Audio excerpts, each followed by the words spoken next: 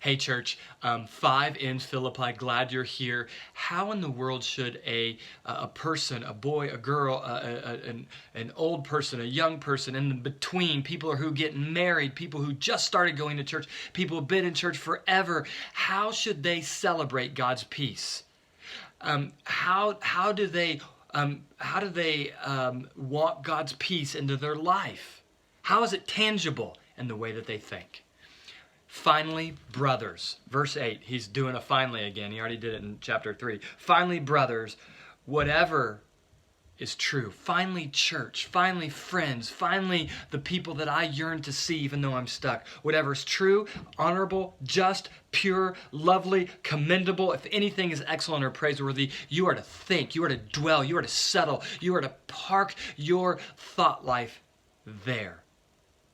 And it will begin to stir your emotions. Whatever is true. So what do you know is fact during this time? That's not always easy, is it? COVID-19, somebody's saying this, somebody's saying this. We should do this, we shouldn't do this. What do you know is fact? So what is true? What is honorable? What is honorable? What rises above shame? What moves your thought life to be respectable? If someone were to examine your thoughts that go through your mind, are they anxious or are they respectable?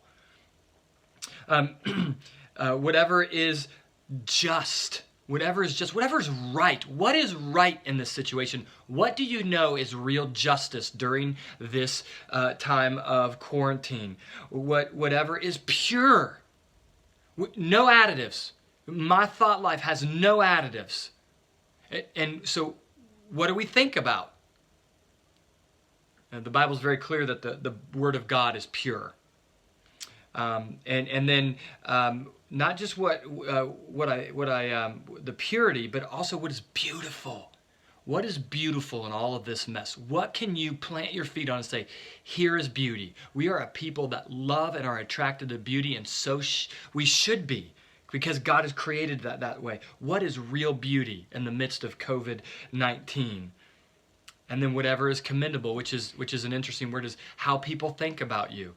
What are people thinking about you? What are people thinking about the church? How do they see the church? How could they see the church in a better light?